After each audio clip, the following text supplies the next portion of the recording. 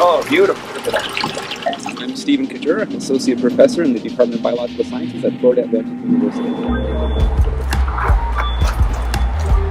I work specifically on the biology of sharks and their relatives, sharks, skates, and rays.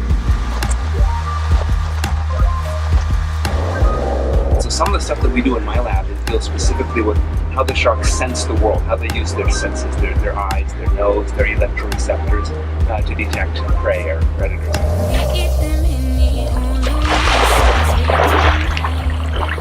Bonnethead sharks tend to concentrate here in the shallow waters of Florida Bay. You can see some of the researchers swimming along the net, looking for any of the sharks that are trapped in this gill net.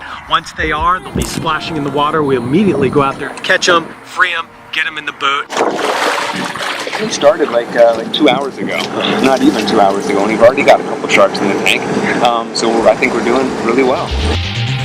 They need to swim in order to breathe. And if they're not swimming, moving water over the gills, then they're not breathing. So we need to get them out of this little box into the big tank. That's the big advantage to being down here at the Keys Marine Lab, is you're able to go out and get the animals right here.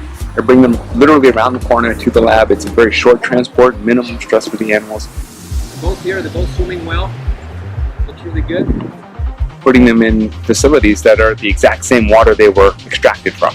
So it's a really great facility for this sort of field work. When we're dropping them in here, what we really want to make sure that they're doing is swimming well and avoiding the wall, not banging into anything.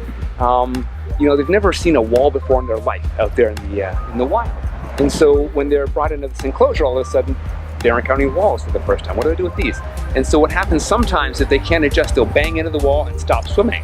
And that's no good. They have to keep swimming. So we want to make sure that they're able to maneuver and swim well like this. See, he's just turning around, maneuvering around the walls with no problem at all. The hammerhead sharks in general have a much greater number of electroreceptors than normal pointy nosed, typical sort of sharks. And then when it detects the electric field, it will bite at it like a natural prey item. And because it's in a semi-natural habitat, the behaviors that you're seeing are probably representative of what you're actually getting out there in the real world. It's not like you're artificially constraining it to a plastic tank where it's forced to interact. Now it has that opportunity to swim around and really choose to interact. And I think that's one of the big advantages of the facilities here.